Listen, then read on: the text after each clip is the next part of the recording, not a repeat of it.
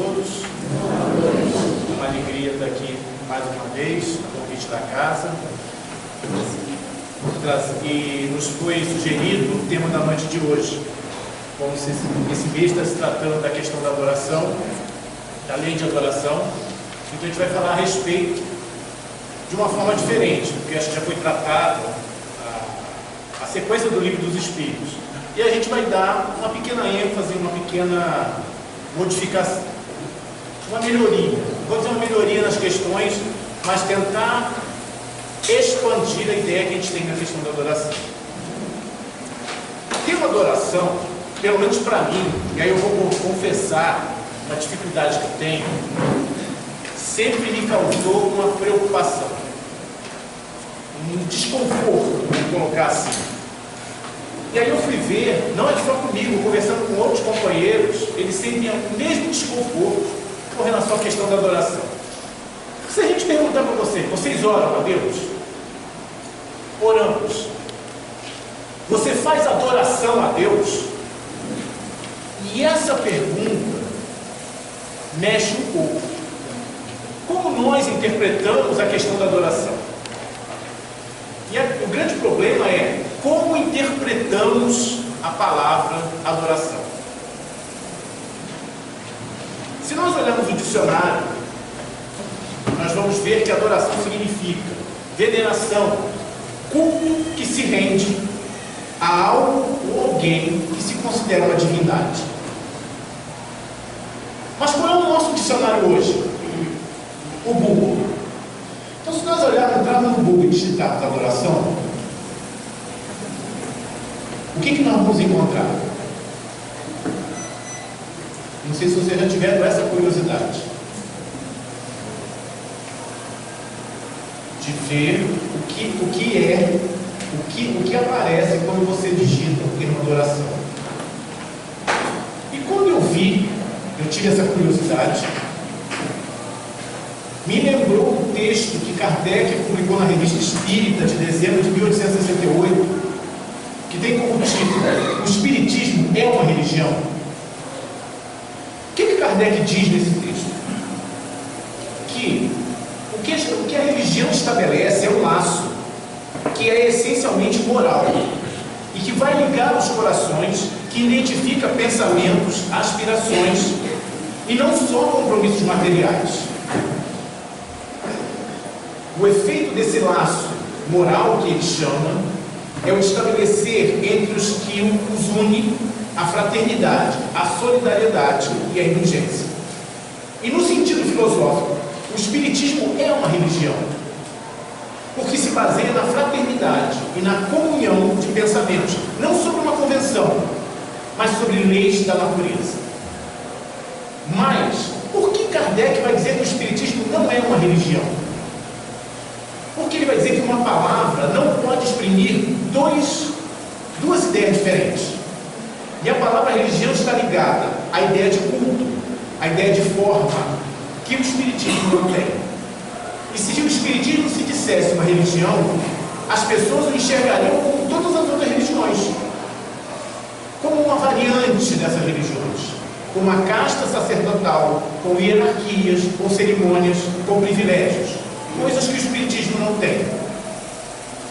E não tendo o Espiritismo nenhum dessas características, não se podia classificar como religião, porque ela não pode se enfeitar com um título cujo valor é equivocado. Então, por isso que se diz que a doutrina espírita é filosófica e moral. E da mesma forma, se usarmos a expressão o espírita faz adoração e dissermos assim: você está indo aonde? Eu estou indo na casa espírita fazer adoração a Deus. Aí a pessoa diz assim: vou com você. Aí quando chega na casa espírita, vai chegar e vai ver que não tem uma banda de música, não tem som alto, não tem gritos, não tem nada disso. E é isso que nós encontramos quando buscamos o termo adoração na internet. Nós vamos ver aqueles shows, né, que são praticamente shows, né, com luzes, e é isso que nós vemos na questão da adoração. E é interessante que se Kardec estivesse hoje aqui, não usaria o termo adoração, porque ele usaria o mesmo princípio que usou na questão da religião. Né? Então, como isso não existia na época de Kardec, Kardec utiliza esse termo na questão da adoração, no Livro dos Espíritos. E no capítulo que vai tratar, né, da parte que vai tratar das leis morais, a lei de adoração é a primeira a ser tratada. Né? Kardec faz um preâmbulo falando da lei divina, da lei moral, e depois a primeira lei que ele vai tratar é a lei de adoração. Foi coincidência? Né? Foi acaso? Porque está em ordem alfabética. Então, quando Kardec coloca aquela lei, ele desenvolve essa lei no Livro dos Espíritos, vai nos mostrar que todo aquele conhecimento, e o conhecimento das leis morais, vai quebrar todo o misticismo e toda a ritualização na questão da adoração. Então, qual é a definição que os Espíritos vão dar de adoração? Elevação do pensamento a Deus, né? Aproximação da alma humana a Deus. E eles nos colocam uma grande dificuldade já na questão 1 do Livro dos Espíritos. Quando Kardec pergunta: o que é Deus? Deus é a inteligência suprema, causa primária de todas as coisas. Como é que nós vamos imaginar algo que é inimaginável? Porque nós ainda temos um grande problema de ter que visualizar algo para nos concentrar. Né? Então eu tenho mais facilidade em me concentrar quando eu vejo alguma coisa. Né? Então por isso é que os cultos nas mais diversas religiões têm sempre uma imagem, tem sempre uma forma. Então eu vejo aquela forma e me concentro, vou concentrar o meu pensamento naquela forma. E no Antigo Testamento tem um exemplo que é precioso nessa parte. Quando Moisés sobe ao monte, e ali naquele monte ele recebe as tábuas com os mandamentos, o povo que estava esperando achou que ele estava demorando muito. E aí o que fizeram? Chamaram um camarada e disseram para ele assim: nós precisamos de algo para adorar. Aí ele falou assim: tudo bem, então vocês vão tirar todo o ouro que vocês têm, que eu vou fazer um bezerro para que a gente possa adorar. E aí ele faz o bezerro, né? Ele cria aquele bezerro de ouro. E aí quando Moisés volta do monte, com os mandamentos que Deus deu àquele povo, e deu para nós também, acredito que muitos de nós estavam naquele momento lá, Moisés vai encontrar o povo adorando o bezerro, e a sua fúria por ver que aquele povo indisciplinado estava renegando Deus. E aí quando Kardec vai perguntar na questão 650 por que o homem adora, por que o homem precisa de algo para adorar? Porque a gente vai ver isso em todas as religiões.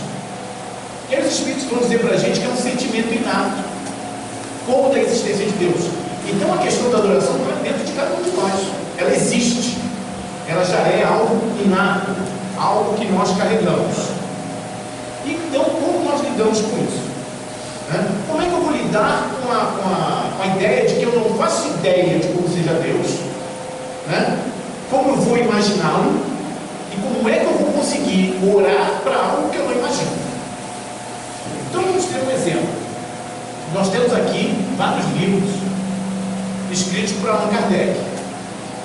Os livros são Allan Kardec,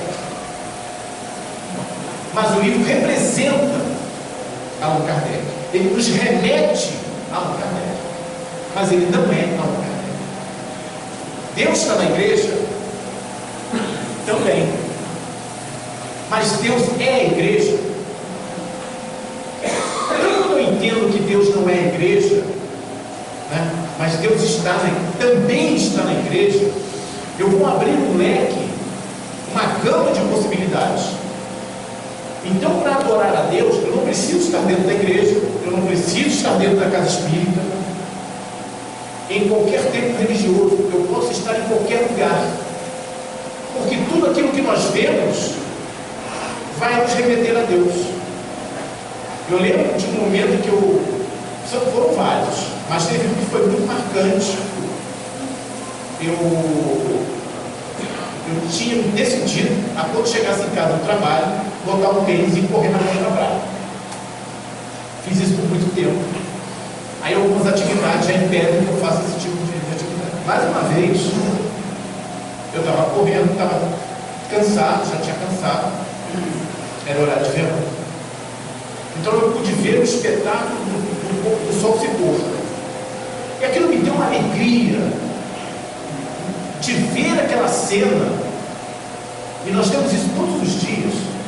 Mas a alegria que eu senti ao ver aquela cena, aquele espetáculo da natureza, fez com que eu rendesse graças ao Pai por tudo aquilo que estava oferecendo.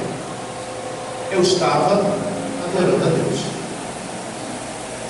Então, em cada lugar onde nós ir, independente do que nós estejamos fazendo, Emmanuel tem uma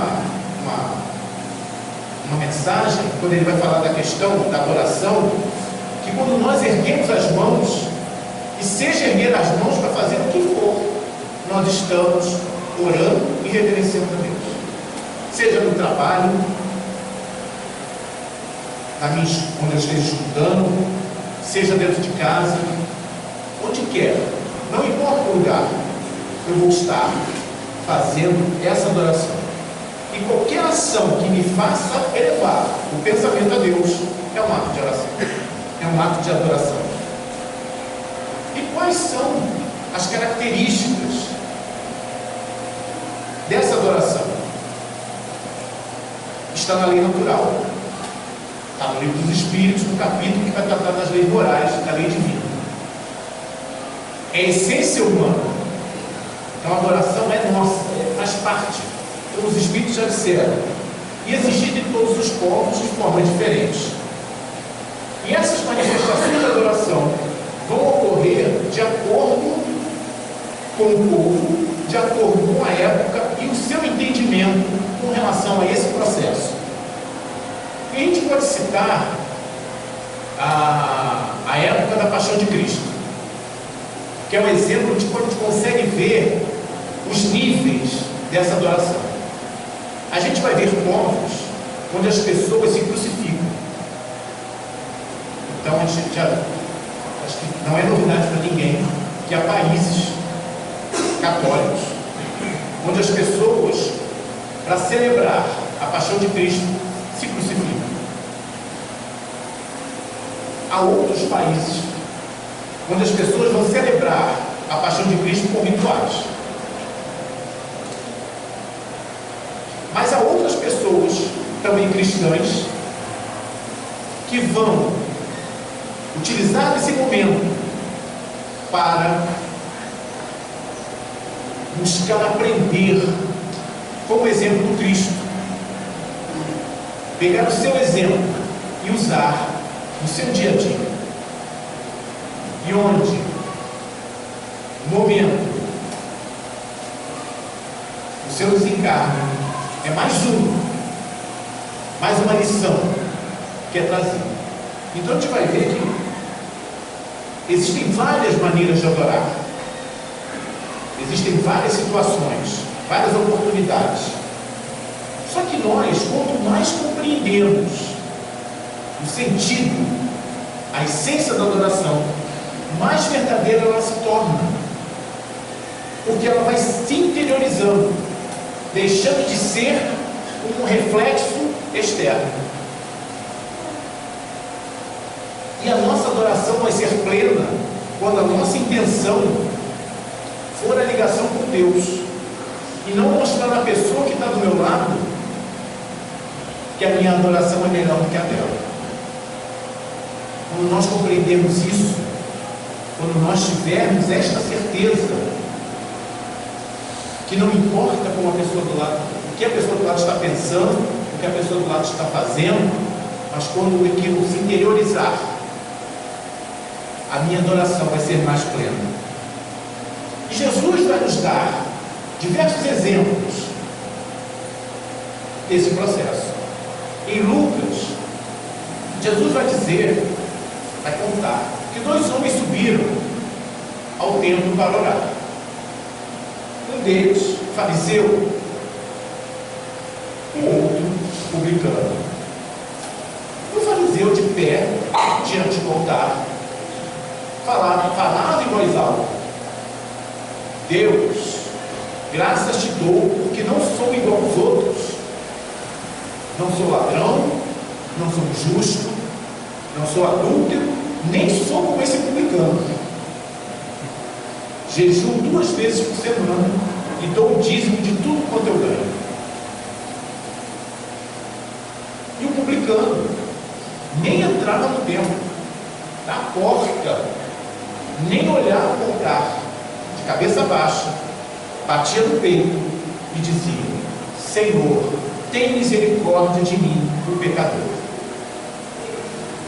E Jesus vai encerrar esta passagem, esta história, dizendo que o publicano desce justificado e não o fariseu, porque todo aquele que a si mesmo se exaltar será humilhado, e a todo aquele que se humilha será exaltado. Em outra passagem de Jesus, que Lucas nos conta, quando ele é interrogado pelos fariseus: quando o reino de Deus virá sobre a terra? E aí Jesus dá uma resposta que talvez eles não tenham entendido, mas se nós estudamos o Espiritismo, nós vamos compreender muito bem o que ele quis dizer. Ele vai dizer assim: o reino de Deus não vem com aparência exterior, nem dirão eis-o aqui ou ele ali, pois o reino de Deus está dentro de nós. Então a adoração começa a fazer sentido, porque eu não preciso ir longe, eu não preciso ir, como dizem muitos, Deus está na periferia do universo, porque ele precisa observar tudo, então ele está lá longe. Então meu pensamento não precisa atravessar o universo inteiro para chegar até ele. Ele está dentro de nós. Eu não preciso me esforçar, eu não preciso gastar tanta energia, porque Deus está logo ali. E isso é confortador. Porque se eu imaginar, se eu tiver a ideia de um Deus que está lá longe, como é que eu fico? Como é que eu vou me sentir? Totalmente desprotegido, totalmente desamparado. Com tanta coisa ruim perto de nós, Deus está lá longe, como é que ele vai me proteger? Mas quando Jesus diz: o reino de Deus está dentro de vós, ou seja, a morada dele está dentro de cada um de nós. Quando ele vai dizer isso, ele vai dizer assim: Deus está comigo, Deus está junto de cada um. Então eu não preciso me preocupar, eu não preciso me amedrontar, eu não preciso temer, porque eu sei que eu vou ter a sua presença, a sua palavra, o conforto, a alegria, eu vou ter tudo o que ele está comigo. E quantas formas? De que forma nós podemos adorar a Deus? E aí, ao longo de toda a existência nossa aqui no planeta, 3 formas foram utilizadas e ainda são utilizadas para fazer essa adoração: sacrifícios, oferendas e a prece. Os sacrifícios é uma forma primitiva de adoração, e para os cultos antigos, como o sangue é vida, é o sangue que nos faz viver, então o sangue é vida. Então, se oferecer o sangue, é como se eu estivesse agradando a Deus, estivesse aplacando a ira de Deus. E isso tem muito sentido com a questão do Deus material, com aquele Deus de imagem que a gente faz as reflexões. E como a gente tem um Deus material, o meu pensamento é o pensamento de Deus. Então, quando eu vou imaginar Deus com a minha forma, com as minhas ideias. Então, se eu gosto, se eu acho que é interessante matar um animal para glorificar a Deus, Deus vai achar isso bom.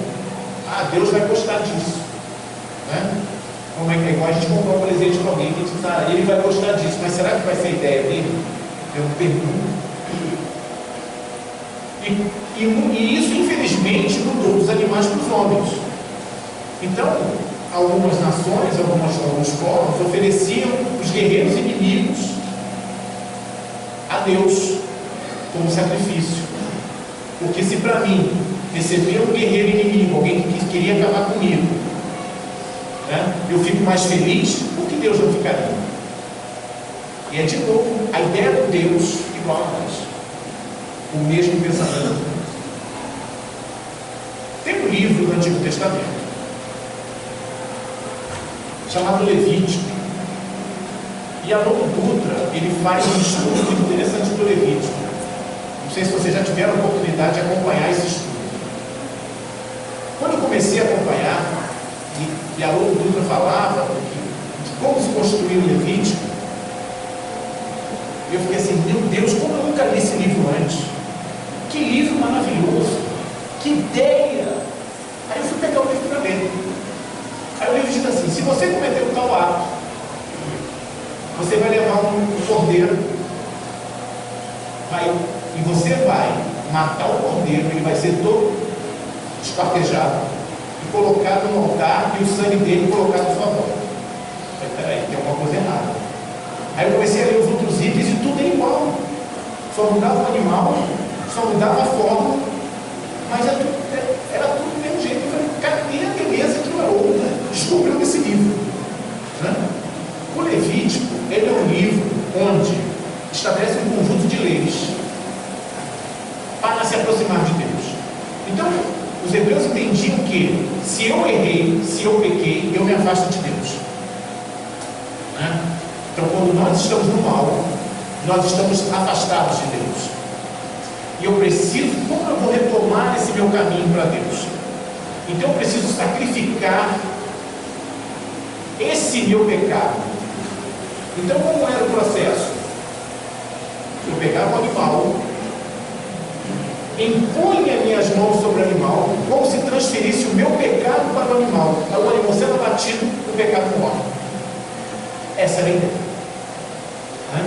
Então, era visto o sacrifício como um caminho para se aproximar de Deus.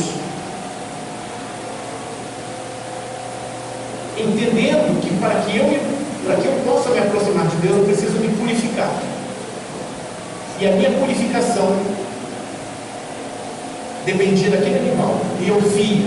E aí, como às vezes a própria pessoa sacrificava o animal, ouvia o sacrifício dele, ele pensava assim, aquele animal morreu por mim. E essa era a ideia. A segunda parte do livro Levítico vai falar de um conjunto de leis para caminhar com Deus. Comunhão com Deus, que era o processo de santificação. Então a primeira parte do livro trata de sacrifício. Então não é o sacrifício do animal, o meu sacrifício, para que eu possa retomar essa caminhada com Deus.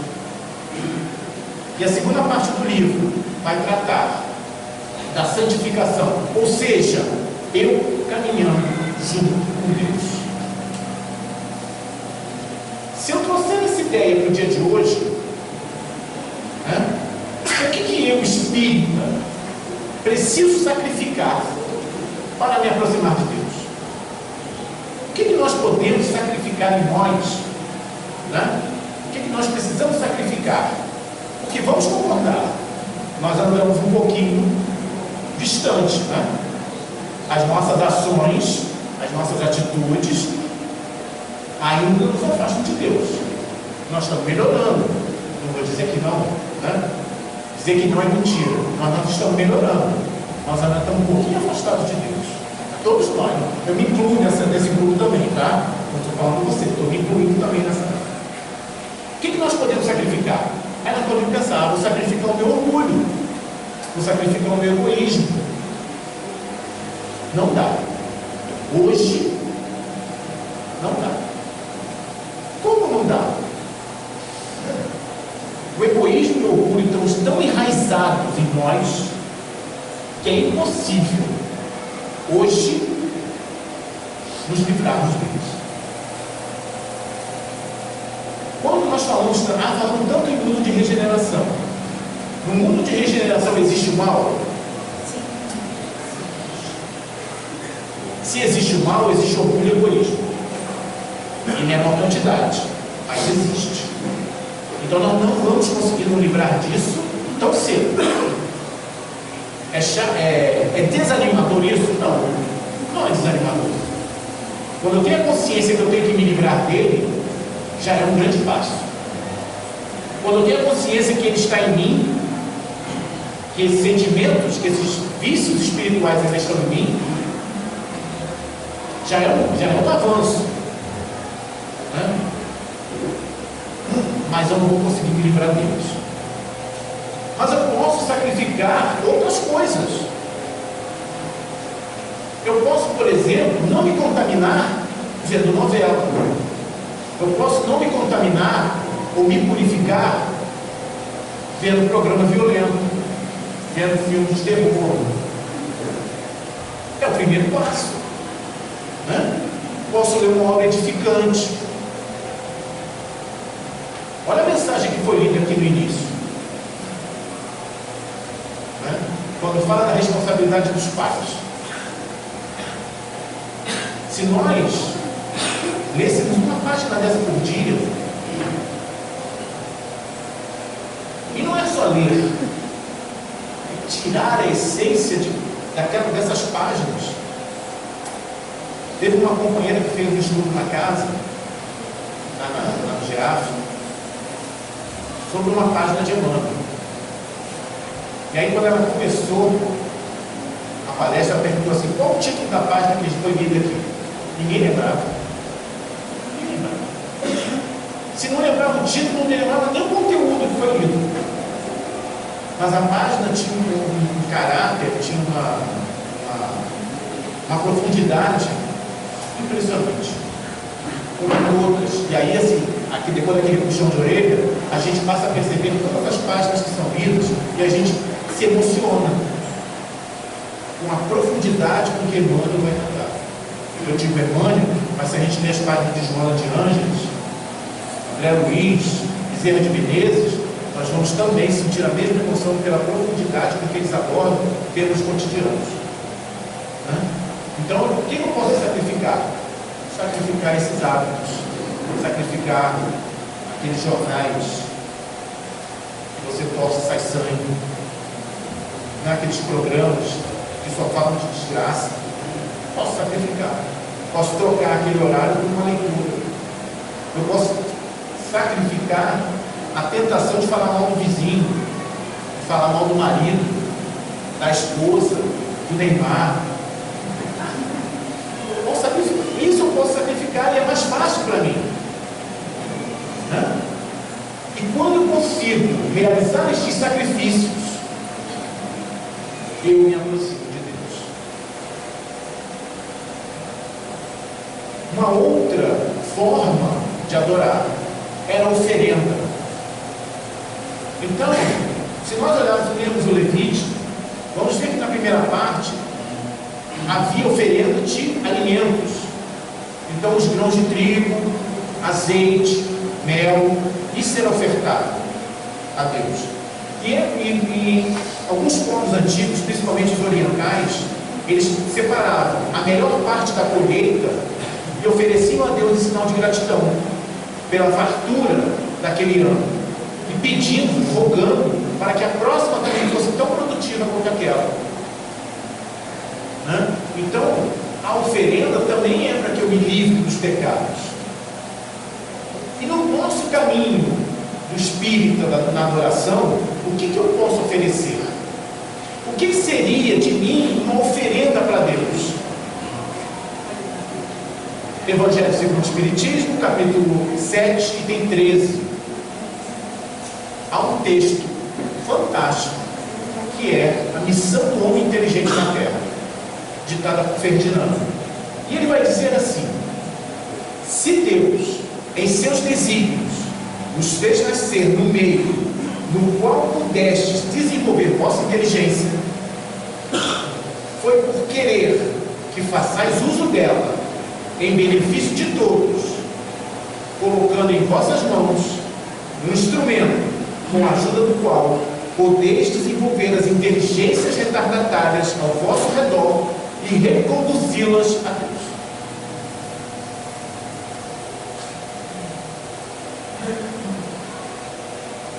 Simples, extremamente objetivo, a nossa inteligência. Deus nos fez nascer no meio onde podemos desenvolver a nossa inteligência. Cada um de nós tem uma habilidade.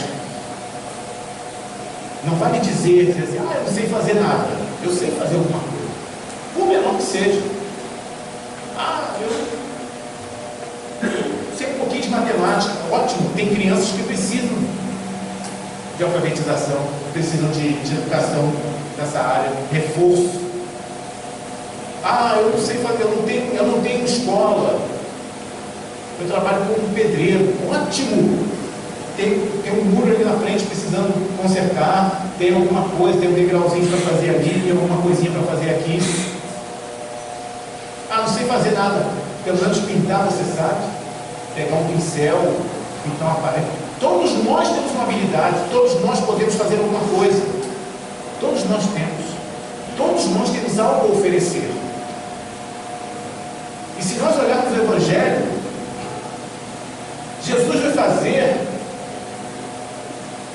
uma observação, um alerta para todos nós. Porque a gente pensa assim: eu vou oferecer alguma coisa. A gente viu aqui a campanha, a Casa Espírita recebe doações, tanto para o bazar, quanto para a cesta básica. Então veio assim: eu vou fazer a minha parte, eu vou oferecer 1 quilo de arroz, vou oferecer as roupas que eu tenho. E aí Jesus vai dizer assim: se no momento de apresentar a tua oferta diante do altar, lembrares que teu irmão tem algo contra ti, deixa teu presente e vai antes te reconciliar com ele, para depois voltares e fazeres a tua oferta. Então o que eu vou oferecer? A minha paz. Eu vou oferecer o meu perdão, vou rogar a clemência, estou oferecendo o meu amor, estou oferecendo a reconciliação àquele companheiro que muitas vezes nos agride, nos ofende, ou muitas vezes nós ofendemos a ele. Então é dada essa oportunidade. Jesus vai falar: isso é mais importante do que fazer oferenda. E ele não vai dizer: oferece a face esquerda, se alguém nos ferir na direita. Oferece também a capa a quem te pede a túnica. Oferece mais 1000 passos quando te pedem para caminhar 1000. E nós oferecemos a outra face na reunião mediúnica. O Espírito vem falar: vocês são hipócritas. Aí o que nós falamos? Você tem razão, meu. Vocês não valem nada. E a gente fala o quê? O que nós fizemos? Nos perdoe. Com todo amor àquele irmão, que a gente sabe que está numa condição difícil, está sofrendo. Aí a gente termina o trabalho feliz, porque, nossa, ajudei tantos espíritos. Aí vai, pega o carro, quando chega no cruzamento alguém te fecha. Aí o que você fala? Vai com Deus. Cadê a outra face? Cadê a outra face? E é interessante que em nenhum momento se cita dinheiro, bens materiais, roupas, utensílios, se cita nada. E nós temos muito a oferecer. Muito a oferecer. Então a nossa oferenda, o que nós, analisando como espíritos, o que nós podemos oferecer a Deus? E nós também podemos fazer a nossa adoração através da prece. que parece que é a mais fácil, né? Parece que é a mais simples, né? E a prece, ela tem 3 objetivos: louvar, pedir e agradecer. E aí a gente vai encontrar a síntese da prece quando Jesus nos ensina o Pai Nosso. Então o Pai Nosso, ele é a síntese da prece, é a síntese de todo esse trabalho. Já perguntaram uma vez, a gente fazendo um estudo a respeito da prece, aí uma pessoa veio questionar com a gente: mas a prece é um ritual. Como assim um ritual? Porque antes de toda atividade que vocês fazem na casa espírita, faz-se a prece, né? Mas o espiritismo não tem ritual. Mas vocês faziam a prece antes. A prece é um ritual? O que vocês acham? Depende. Se eu fizer a prece pensando que daqui a 8h15, daqui a 1 hora vai ter jogo, né? Aí minha mente está pensando no jogo. É um ritual, né? O que cada um... Aí eu não quero a resposta de vocês, mas vocês vão refletir, vão levar isso para casa. Em que vocês estão pensando no momento da prece inicial e da prece final aqui na casa? O que é pensado? O que vocês pensam? Já refletiram alguma vez sobre isso? O que vocês pensam? E Jesus tem uma fala que em Mateus ele vai dizer assim: onde quer que se encontrem 2 ou mais pessoas reunidas em meu nome, ali estarei. Então, se o meu pensamento estiver ligado com a pessoa que está aqui fazendo a prece, ele estará conosco. Se eu me concentrar naquelas palavras, se eu me concentrar tentando visualizar a imagem que o companheiro ou a companheira está passando para nós durante a prece, ele estará conosco. E pense no poder de 100 pessoas uníssonas no momento de prece. Kardec vai falar sobre isso, vai dizer que vai ser um fecho que não pode ser quebrado. Uma talvez se envergue, mas 100 não vai envergar. E quais são as consequências dessa prece verdadeira? Quando eu me predisponho a fazer a prece, eu vou me aproximar do Criador. É o santificar que o Levítico vai dizer para nós. É o caminhar com Deus. E os Espíritos vão dizer que a prece vai ajudar o homem a se melhorar, tornando mais resistentes às tentações. Vai nos tornar mais resistentes às tentações. Por que ele disse isso?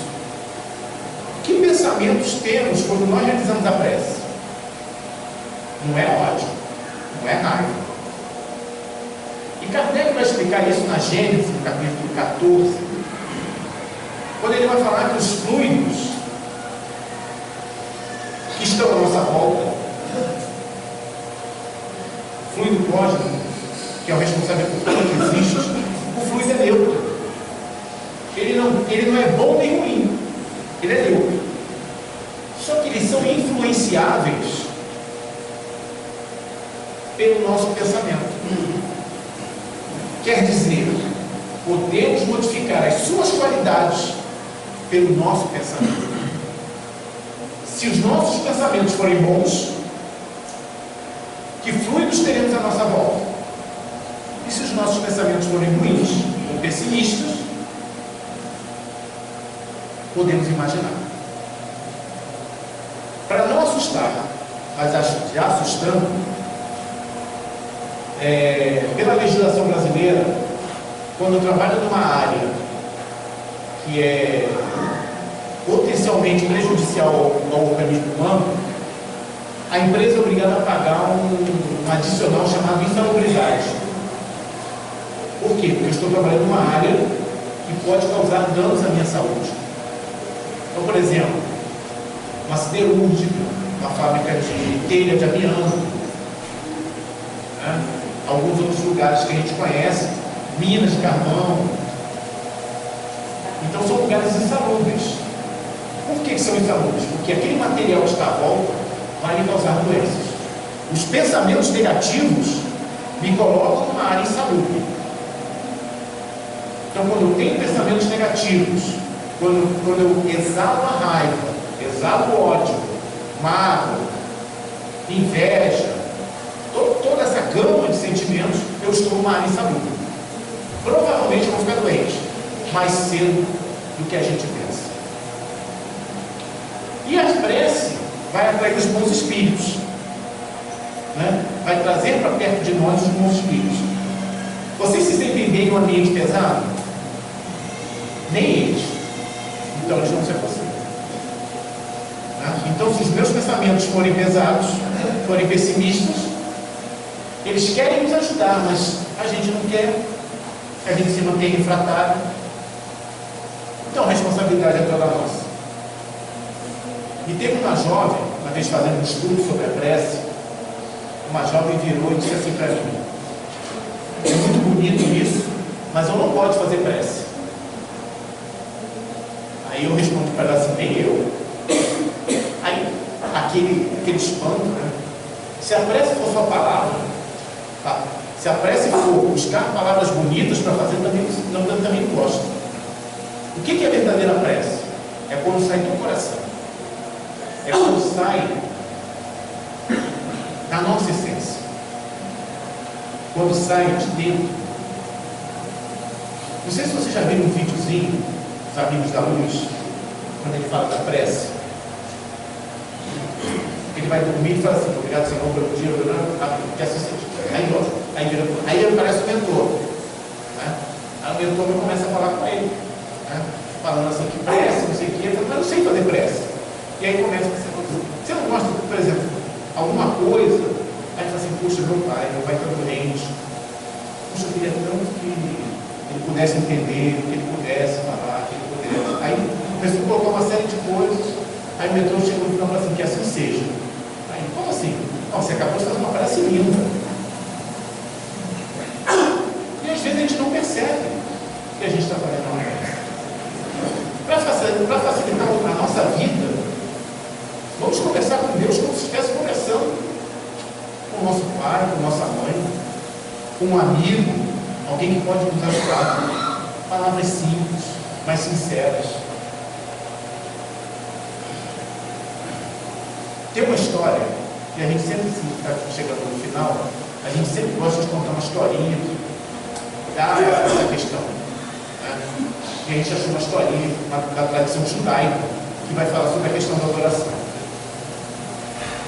Havia um pastor de ovelhas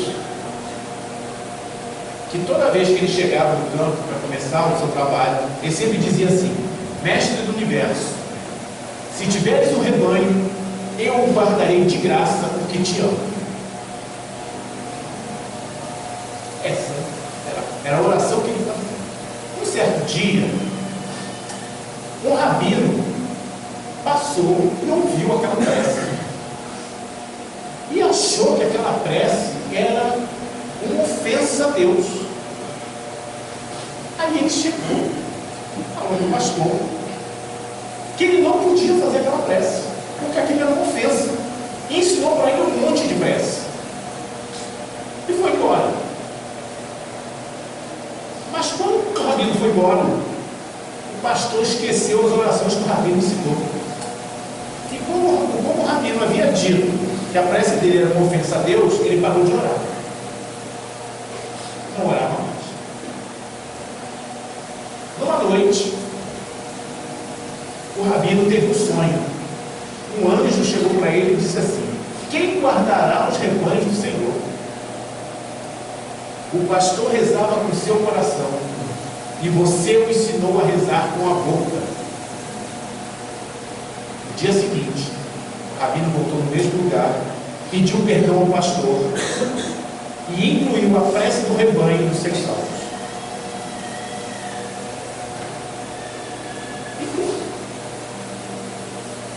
Como nós oramos?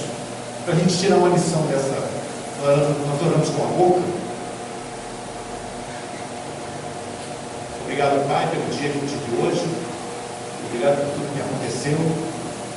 Que a minha noite de sono seja ótima, maravilhosa, que eu possa trabalhar no plano espiritual, que assim seja.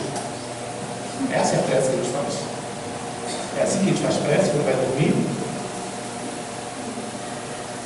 Por que o Espírito adora a Deus? Porque nós devemos. E é quase uma imposição. Não é uma imposição que Deus não manda nada. Então, nós temos livre-arbítrio. Mas por que nós devemos seguir? Porque adorar Deus é pensar nele, é aproximar-se dele, é colocar-se em comunicação com ele.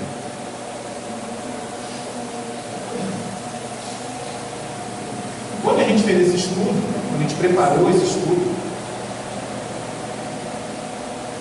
a nossa visão de adoração mudou completamente.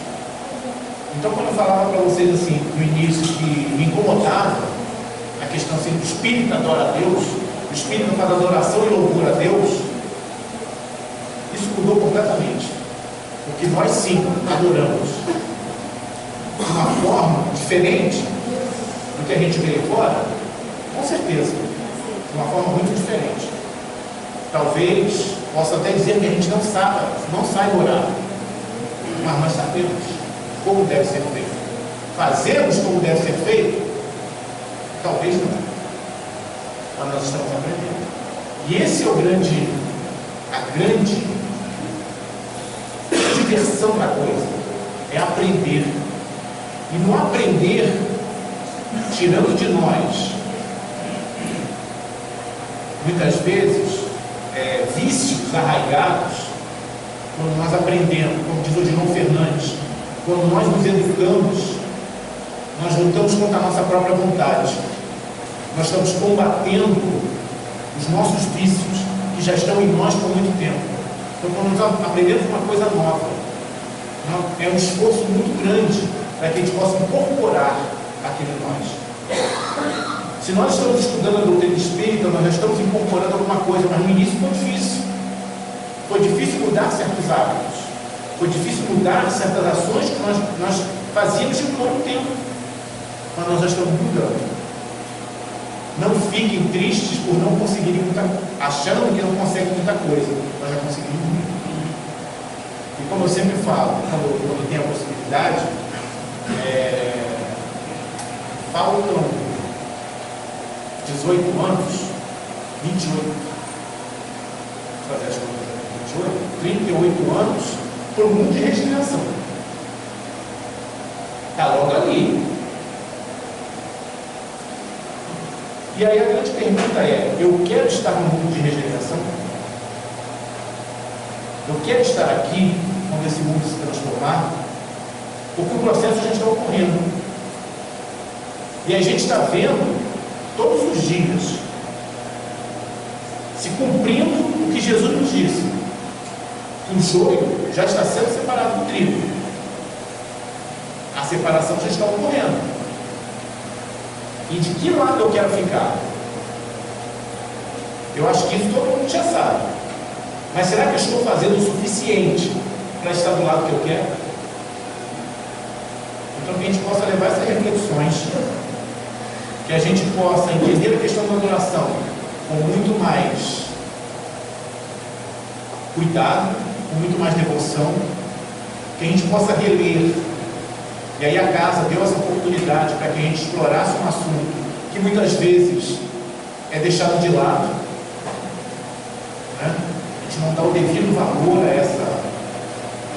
a esse conjunto que os Espíritos nos deixaram, e que a gente possa reler todo esse capítulo e que possa tirar proveito para a nossa vida, para o nosso progresso. Eu quero estar no mundo de regeneração e espero colocar todos vocês, né, nessa nova oportunidade, nessa continuação do nosso progresso espiritual. Que o Mestre amigo possa nos iluminar e nos abençoar, hoje e sempre. Muita paz.